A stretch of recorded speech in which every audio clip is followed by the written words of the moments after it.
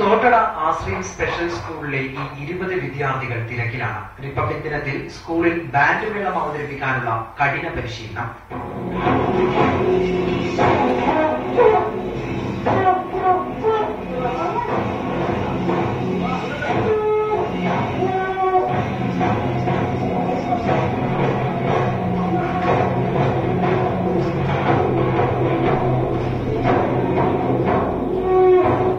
പരിഗണന അർഹിക്കുന്നവരെന്ന അതിർവരമ്പ് ഭേദിച്ച് ഇവർ മറ്റ് ആഡംബര ബ്രാൻഡ് ട്രൂപ്പുകൾക്കൊപ്പം നിൽക്കാൻ പഠിച്ചിരിക്കുന്നു.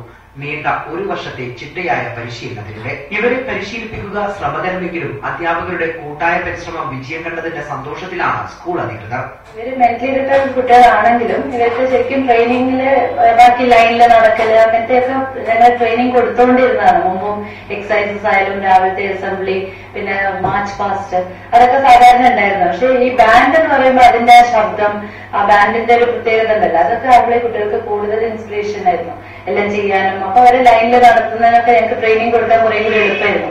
കാരണം ഈ ഇൻസ്ട്രുമെന്റ്സ് ഒക്കെ കാണുമ്പോൾ തന്നെ പിന്നെ ബാൻഡ് മാസ്റ്ററും നമ്മൾ ഒരുപാട് ഹെൽപ്പ് ചെയ്തു. അങ്ങനെ ഡെയിലി സാറ് വീക്ക്ലി വൺസാ വരുന്നെങ്കിലും ഡെയിലി 4 ടീച്ചേഴ്സിന് ചാർജ് കൊടുത്തിട്ട് അവരെ ഡെയിലി ഇത് ചെയ്യിപ്പിക്കുക. ഷഫീഖിന്റെ നേതൃത്വത്തിൽ 20 പേർ, അഖിലും അനുവിന്ദും സ്വപ്നയും വാഹിദും ഫയാസും തൻവീറും അടക്കമുള്ളവർ ഇന്ന് ബാൻഡ് വാദ്യത്തിലെ ചിട്ടയും സമയക്രമവും താളവും നെഞ്ചിരുന്നു. പരിശീലകനായ സ്കൂൾ സൂപ്പർവൈസർ സുന്ദർരാജിന് ഇത് ധന്യതയുടെ നിമിഷങ്ങൾ. നമ്മൾ ദിവസം ഈ ടീച്ചേഴ്സ് പറഞ്ഞ എല്ലാ ടീച്ചർമാരും പിന്നെ ബാൻഡ് മാഷിന്റെ പിന്നെ ഞാൻ എല്ലാം കൂടി ഇൻട്രസ്റ്റ് എടുത്ത് ഇഷ്ടപ്പെട്ടു. കുട്ടികൾ നന്നാകുന്നുള്ള ഒരു വിശ്വാസമുണ്ട്. അപ്പൊ അവരുടെ നല്ലൊരു നാട്ടുകാഴ്ച കാണുമ്പോൾ നമ്മുടെ മനസ്സിന് അതിനകത്ത് നല്ലൊരു സന്ദേശം. ഈ കുട്ടികളൊക്കെ നമുക്ക് ഈ ലെവൽ ആക്കാൻ പറ്റുമല്ലോ എന്നുള്ളൊരു സന്തോഷം. അത് നിങ്ങൾക്ക് ഏറ്റവും വലുത്. മറ്റ് വിദ്യാർത്ഥികളെക്കാൾ സ്വാതന്ത്ര്യവും പരിചരണവും ആവശ്യമുള്ള ഇവരെ ഇത്തരത്തിൽ ഉയർത്തിക്കൊണ്ടുവരാനായതിന്റെ സന്തോഷത്തിലാണ് സ്കൂളിലെ അധ്യാപികമാർ. ഒരുപാട് കണ്ട് പ്രയത്നം ചെയ്താൽ ഇവരെ അതുപോലെ സാധാരണയുള്ള കുട്ടികളൊക്കെ ഇപ്പം ഒരു സ്പെഷ്യൽ സ്കൂള് വേറെ സ്കൂള് റവന്യൂ ജില്ലാ മത്സരത്തിൽ നമ്മുടെ സ്പെഷ്യൽ സ്കൂളിൽ തന്നെയുണ്ട്. അതുപോലെ കുട്ടികൾ ആയതുകൊണ്ടുള്ള ആ ഒരു കുറച്ച് വിശ്വാസം തന്നെ ഉള്ളത്.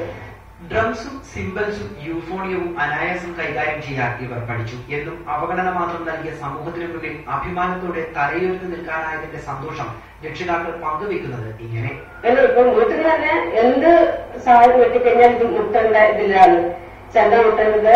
ഇതിന്റെ ആ താളത്തില് മുട്ട ഇതാക്കും. മുട്ടുന്ന അങ്ങനെ ചെയ്യും. പിന്നെ കഥകളിയുണ്ട്.